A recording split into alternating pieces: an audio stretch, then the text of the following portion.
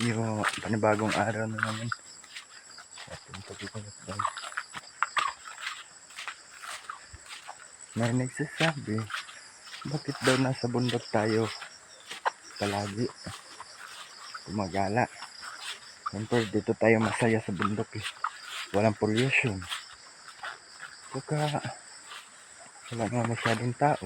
Dito na lang tayo. Saya pa dito. Saka dito yung kasayahan natin. Dito tayo. Yeah.